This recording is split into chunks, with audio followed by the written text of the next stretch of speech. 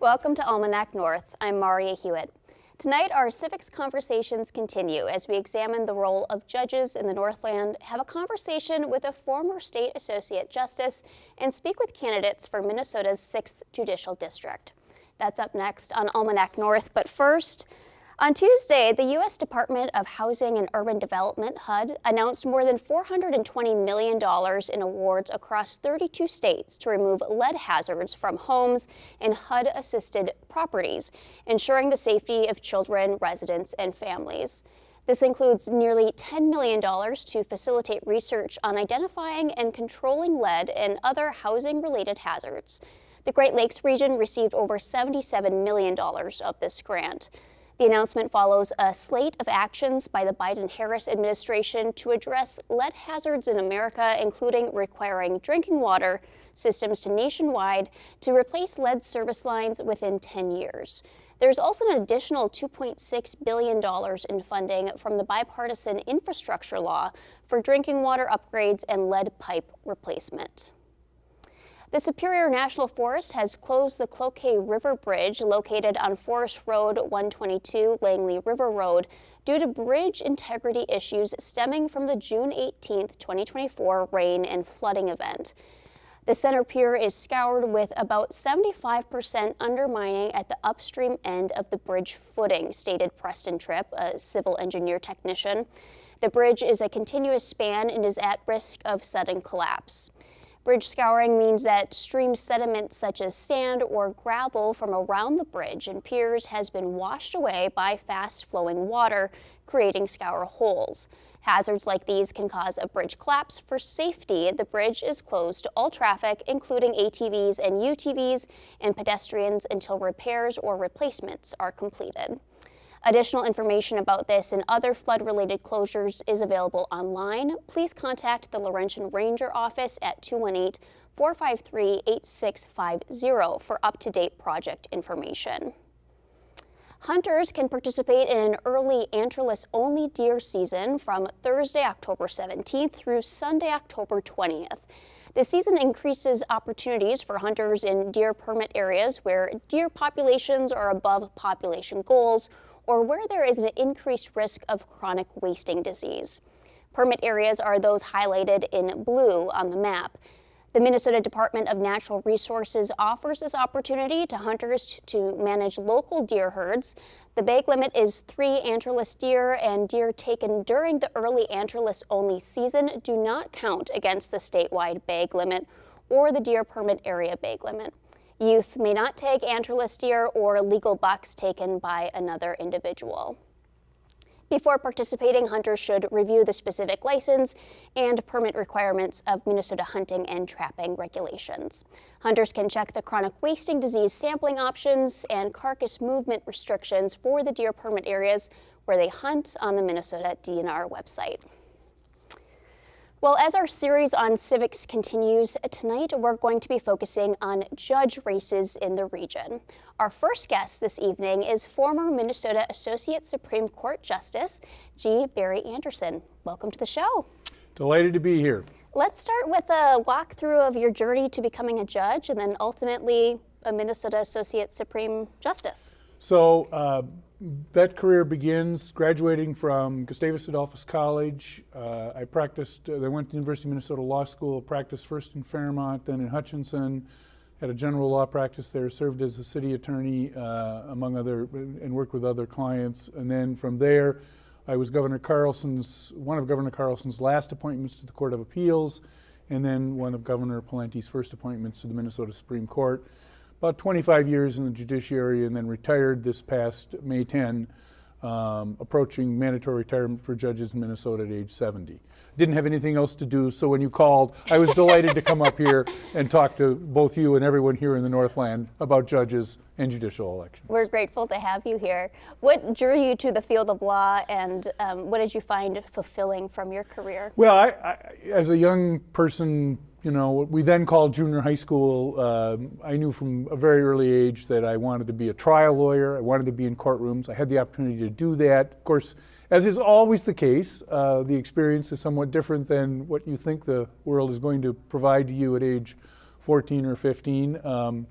lots of unanticipated adventures that kind of shaped me, and the whole experience was I think very worthwhile. No complaints. Did not anticipate becoming a judge. Certainly never anticipated becoming a Supreme Court justice, but so it was, and so it has been, and I'm delighted to have had the career I've had. So you spent 2 decades on the Minnesota Supreme Court. What sort of cases did you preside over? And in general, what sort of cases go in front of the Supreme Court? So our court is a terminal court for both civil and criminal matters, and also for matters coming out of the executive branch, which would be the tax and workers' comp courts principally, plus some other kinds of things that the court may deal with. There is an appeal on federal matters from our court to the United States Supreme Court. Very few of those cases actually go that direction. In my 20 years, it was maybe a handful, less than 10 probably, that went to the United States Supreme Court. And we would handle probably somewhere in the neighborhood of, we'd issue about 100 opinions a year. I always say the district court judges that serve the people in the Northland here are the ones doing the heavy lifting in the judicial system. Our judges across the state of Minnesota, 296 judges serving in 87 counties, will decide something in the neighborhood of 800,000 matters where a judge has to be involved. We'll issue about 100 opinions. So you can argue that our opinions are important. We think they're important, but the reality is, for you and me, when we have a legal matter, most likely it's going to be in a district court before one of those 296 district court judges. And so in Minnesota, justices are appointed, but then have to go up for election to retain their seat. All judges in Minnesota are treated the same. We all can be either appointed or elected. Our court has said in numerous opinions that one preference, neither system is preferred over the other. As a practical matter, probably 90% of our judges are appointed first. You have a vacancy in the 9th Judicial District now where, because of retirement, it's an open seat, and you have judges or candidates who have filed to fill that seat. That's permitted under our Constitution, and has occurred multiple times before. As a practical matter, what happens with most vacancies is a Judicial Selection Commission recommends candidates to the governor, and the governor selects from that list. Not required to, but as a matter of practice, matter of norms, governors have typically done that. What are your thoughts on judicial elections? Do you think it helps accountability? Well, this is something that I think the voters have to decide. Minnesota has had judicial elections from 1858 when we first became a state. It was a priority for many people who participated in our constitutional convention. They were unhappy with the Dred Scott decision. At least one of the reasons for having judicial elections is they wanted to have the ability to hire and, if necessary, fire judges.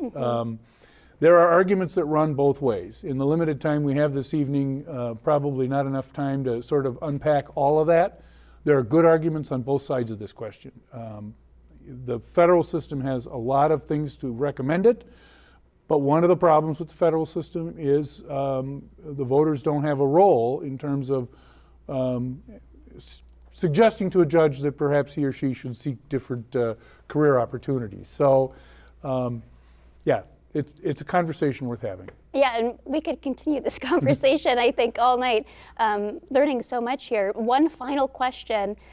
For voters looking at judicial candidates, what are some qualities you think they should be looking at? Well, I think the principal advice that I would offer to people who are, and this is a question I get from, this is a question I got as a practicing lawyer 40 years ago, which was, all these judges on the ballot, I don't know anything about them, what do I do about that? There are relatively few contested judicial races, but where there is a contested judicial race, what I recommend to people is take some time to, and this is actually easier today than it was 40 years ago, which is you go to the website of the candidates and you see what their backgrounds are. And you see, do you think that that background is going to be really helpful in serving as a judge? experience counts, broad experience counts, community service counts. All of these are things that the public can be looking at in terms of evaluating whether or not to vote for a particular candidate. And it's your decision. It's your right under our Constitution to select a candidate when there is a contested race like this, and you should do your homework and pick the candidate that you like the best. Great insight. Thank you so much for joining us tonight. Delighted to be here. Good luck to everyone. And I will just say this about the Minnesota judiciary. I think that it has served the people of the state of Minnesota well, and I anticipate that will continue.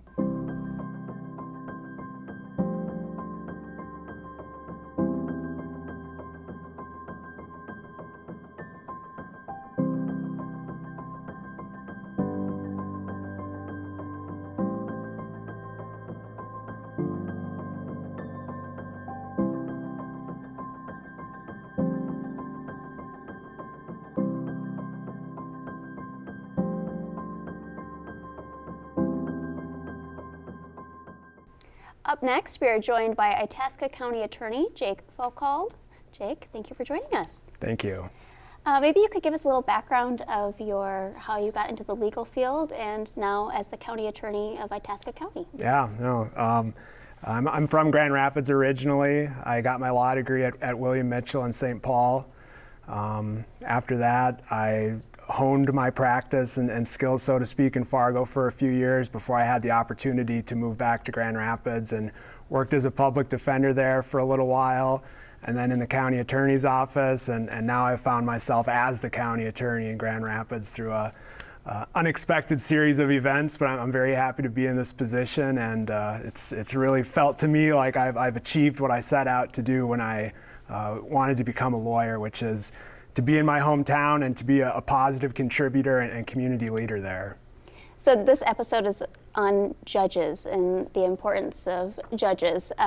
In your day-to-day as a county attorney, what is it like collaborating with judges and how you work with them? Yeah, certainly, and it's different with every judge, and every county, most counties have multiple judges, and you would expect that in any county you would see consistent results from all of those judges, but more often than not, the judges have some of their own ideas with justice, and it's, as an attorney, particularly in my field, as someone who's in court basically every day, it's really adapting to understand what each individual judge's expectations are.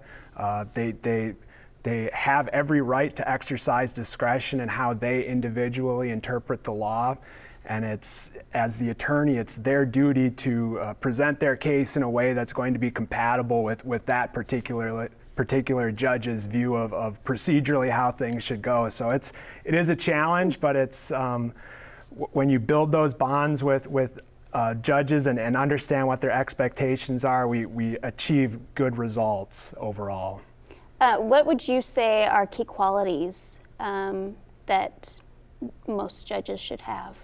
Certainly patience. It's the judges, they're under a lot of stress. They're always dealing with high volumes of cases, and I think the judges that are most successful are ones that work through things patiently. They don't make rash decisions, that they listen to what the lawyers who are presenting arguments to them are saying and give it actual thought rather than going into any case with their own notions of what the outcome should be without taking heed of what the attorneys before them are saying. And so I think patience is a big part of that, but then also listening to their colleagues in law around them and listening to their arguments and reflecting on those. You touched on this briefly, but what is the dynamic like between the judge and a county attorney? We work in an adversarial process, and typically that means between like the prosecution and the defense, but sometimes we will butt heads with judges because the position of the county will sometimes differ than what the judge thinks that the outcome of a case should be, even though there's no disagreement as to what the facts of a case are. It's simply a different interpretation of the law, which can really have a tremendous impact in a lot of cases. So I like to think that it's that it's a positive working relationship between myself as the county attorney and the judges in my district, because we're working to achieve the same outcomes. We're working to ensure public safety, to ensure the best interests of children are met, that the Constitution is upheld. We're working towards those same goals. It's just sometimes differences in how we get there, those come up from time to time.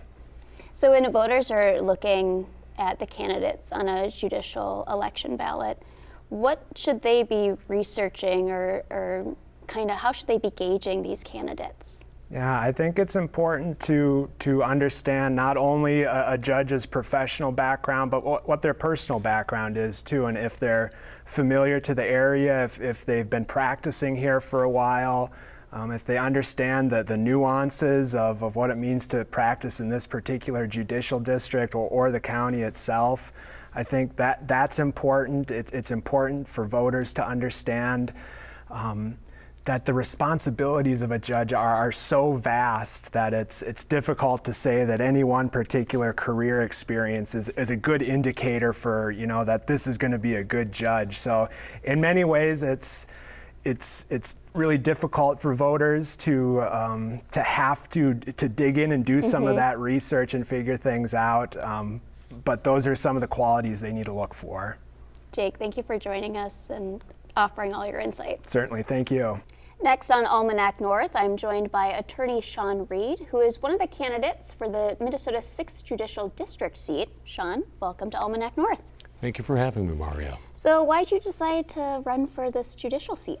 Well, I've been an attorney in the Duluth area for 27 years, and of those 27 years, I've been in courts nearly daily, so I know how important it is to have someone with experience to fill that seat. And so that's really why I decided to throw my hat into the ring, so I can be ready and help people on the very first day, because it's so important you have someone that has actually been in court regularly. What are some unique challenges that northern Minnesota faces in this district? Well, I think one of the big things that we face, and I think this is probably even beyond the northern Minnesota area, one of the things is representation or access to justice, and that covers kind of two different things. One, for example, is the access for public defenders. The qualification levels are so terribly low, so to qualify, it doesn't take much to get beyond the income requirements. So we got a lot of people that are what we call like working poor, working paycheck to paycheck, that simply can't afford an attorney. And if you can't afford a public defender, then you either have to go out and hire one publicly or privately, or you have to represent yourself. Same thing can be said with respect to civil matters. So if you're trying to represent yourself, trying to hire an attorney is terribly difficult sometimes. There's some movements within the United States for like a civil Gideon project, Gideon versus Wainwright, which gave us the public defender system. They're trying to do something like that for civil projects as well, or civil cases. And so that's one issue, is access to justice. And if elected, how do you plan to make a positive impact? Well, I think to make a positive impact, it's all in the way you communicate with people. You need to be open. You need to make sure that you're listening to people. You need to make sure that people, when they come into the court, they feel that they've been heard, because not everyone's going to be able to win their case, obviously. But if people believe that they've been heard, maybe a little bit of justice can be achieved.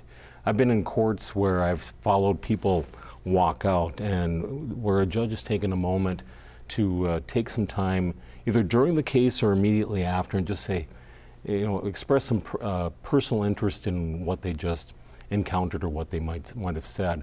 And I've heard people talking amongst themselves as they leave the courtroom saying, I've never had a judge talk to me like that before. And it's that type of open communication and giving people the chance to feel like they've been heard is so important. And that's what I would like to bring to the courts, is that type of communication. Is there anything else you'd like to add? Well, we got an election coming up here on November 5th.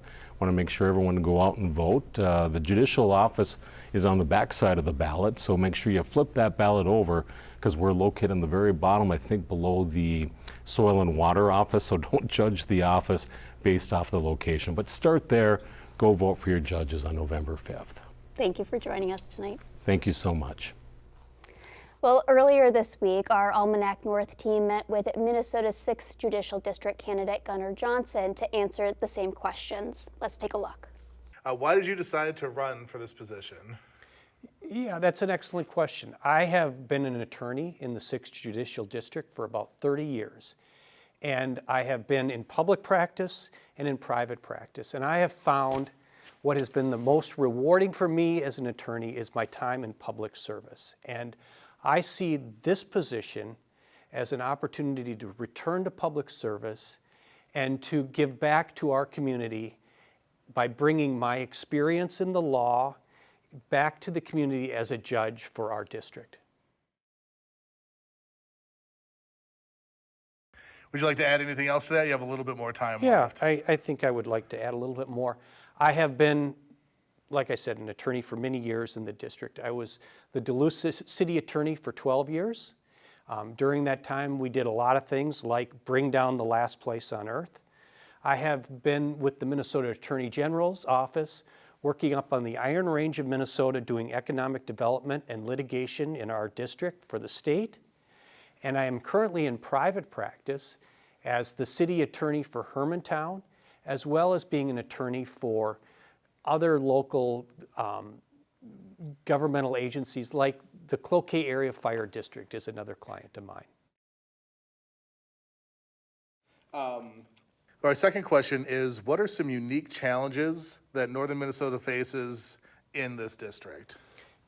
Yes, so one of the things I do in my current role is I am a hearing officer for the Housing and Redevelopment Authority of Duluth. And in that role, I hear cases, much like the district court does, where there's a dispute between the HRA and some of their tenants. They then bring that to the court, which is me, the hearing officer. And there are a lot of unique things that come up. But some of the more challenging are people that have mental health issues, that have addiction issues, that have issues with poverty, or that choose to represent themselves as opposed to having an attorney that represents them. And so as the hearing officer or the judge for those types of cases, I have to take it very slowly, make sure that the people understand the process and that I hear their unique story. And then one of the other things that I try to do as judge is make sure that I write my decision in a way that is understandable for a lawyer, but also understandable for everybody involved in the process. And then the last question I have for you. If elected, how do you plan to make a positive impact in your district? Well, I'm going to do the same thing that I've done for the last 30 years. I'm going to work very hard.